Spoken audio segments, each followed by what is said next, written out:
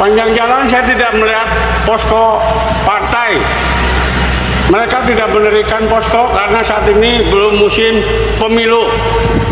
Tapi kalau nanti musim pemilu, anak mencret pun mereka kirim ambulan.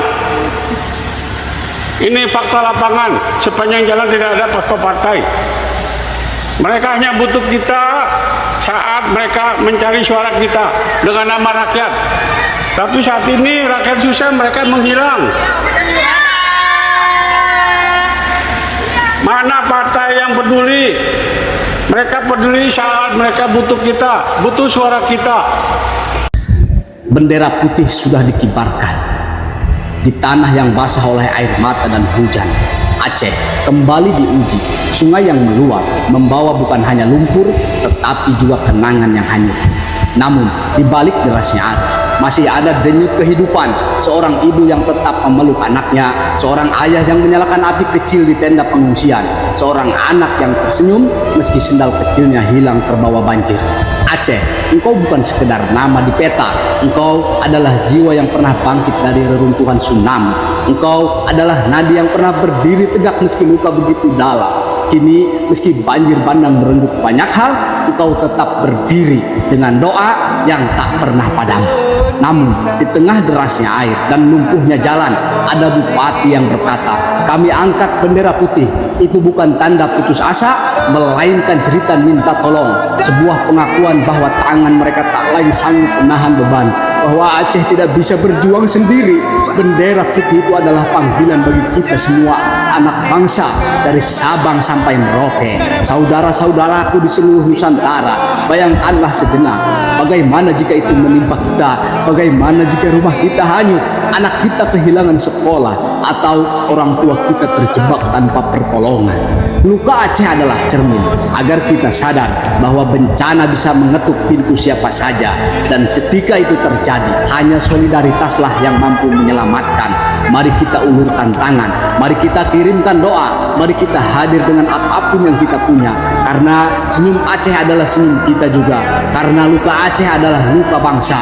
Dan kelak ketika matahari kembali menembus awan, kita akan melihat Aceh tersenyum kembali, senyum yang lahir dari air mata, senyum yang tumbuh dari solidaritas, senyum yang menjadi tanda bahwa bangsa ini masih punya hati.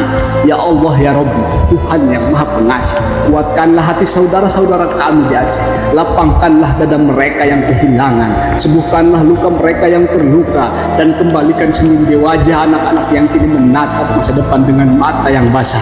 Jadikanlah bendera putih yang mereka angkat bukan tanda putus asa, melainkan tanda persaudaraan. Bukakanlah pintu hati kami semua untuk saling mengulurkan tangan, agar dari derita lahir cahaya, dari air mata tumbuh kekuatan, dan dari luka bangkit persaudaraan. Ya Allah, jadikanlah Aceh kembali tersenyum dengan senyum yang lahir dari rahmat-Mu, senyum yang menembus langit, senyum yang menembus kolbu.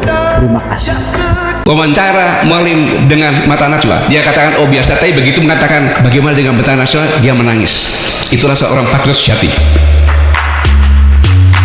Saya perlu sampaikan ini, bahwa apa yang dikatakan oleh Mualim, gubernur, ini adalah lebih dari tsunami. Ini pernyataan yang benar, karena ketika tsunami menambah Aceh, semuanya yang rusak ada di pinggir pantai. Kita mudah memasuki semua tempat-tempat yang kena tsunami lewat laut, tetapi ini sudah terpisah, dan yang dikirim adalah kayu, bukan kayu yang di atas, tapi yang di bawah lumpur yang tebal. Dan ini menghilangkan semua yang dia miliki, mau uang, mau sertifikat, mau tanah, segala macam, ternak hilang. Nyawa banyak, dan nyawa saya pikir lebih daripada 3.000 kalau dicari dengan benar. Saya pastikan itu, asal dicari dengan benar. Dan dalam bencana harusnya semua berpikir yang sangat utama, paling utama adalah korban bencana yang selamat menjadi fokus. Nah, ini yang dilihat sangat kurang. Mengapa? Ingat, ini adalah bulan Desember, anggaran Pemda sudah habis, sedangkan Pemda pun transfer daerah dikurangi. Apa yang bisa dia buat? Maka ketika saya menyimak wawancara Mualim dengan mata najwa, dia katakan oh biasa, tapi begitu mengatakan bagaimana dengan bentang nasional, dia menangis. Itulah seorang patriot sejati. Ketika rakyatnya susah, dia menangis. Kenapa?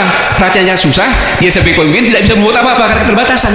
Dia minta bantuan segera supaya menyelamatkan rakyat saya. Apa yang terjadi? Seolah-olah dengan buat jembatan, seolah dengan mengirim bantuan selesai. Tidak. Seharusnya masyarakat itu dikumpulkan dalam kelompok-kelompok tertentu, didata, didampingi. Saya itu ada dapur umum. Kalau kita kasih beras, dia masak pakai air apa? Pakai apa dia masak? Dibuatkan dapur umum. Di sebelah tempat penampungan ada tenda-tenda kesehatan darurat karena mereka fisiknya pasti terganggu, apalagi mentalnya. Ada juga merehabilitasi mentalnya dengan psikolog-psikolog. Kita belum bicara tentang tempat karena mereka ini harus pelan-pelan dibuatkan rumah layak huni sementara. Setelah itu sambil itu mereka akan direhabilitasi. Relokasi kemana? Karena rumah mereka juga bisa dipakai. Banjir bandang sekarang membawa lumpur jadi tidak begitu kuat. Tetapi nanti setelah lumpur selesai, dia akan dengan kecepatan tinggi apabila hujan yang sama.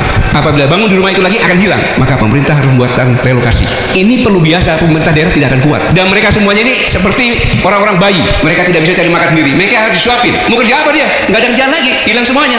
Disitulah peran pemerintah pusat harus benar-benar berpikir sampai ke arah situ. Inilah yang menyebabkan krisis kepercayaan terhadap pemerintah pusat. Maka ancaman keamanan nasional jangka panjang jika ketidakhadiran ini tetap dibiarkan. Jika pusat terus membiarkan mafia hutan dan tambang lalu hadir terlambat saat bencana, maka wajar bila rakyat bertanya, negara ini melindungi siapa? Tapi sudah jauh tadi, melindungi oligarki karena semua ekonomi, hukum, politik semuanya sudah oligarki.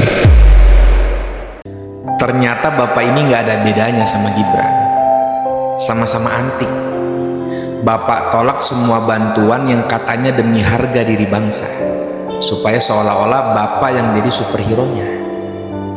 Tapi bapak tahu nggak, yang bapak korbankan untuk harga diri bangsa itu apa? Mayat rakyat yang terus bertambah setiap hari karena kelaparan dan nggak ada lagi harapan untuk hidup.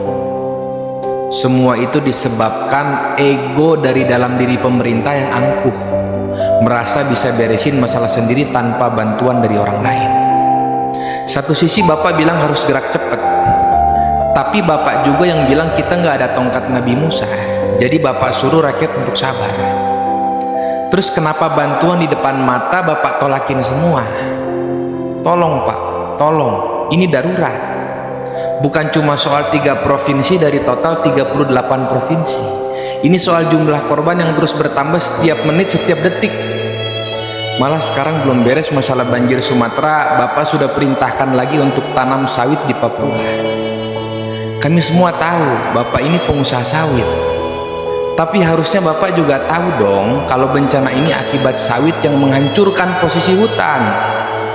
Ini maksudnya gimana pak?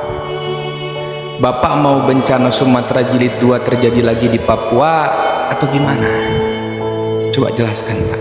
Mana? Ini suratnya. Pemprov kemana? Ini pengakuannya. Tolong jangan memoles laporan manis. Rakyat di sini menangis menahan lapar, anak-anak tidur dengan perut kosong, orang tua yang sudah lemah dan sakit hanya bisa berdoa. Rakyat tidak minta dimuliakan, rakyat hanya minta diselamatkan.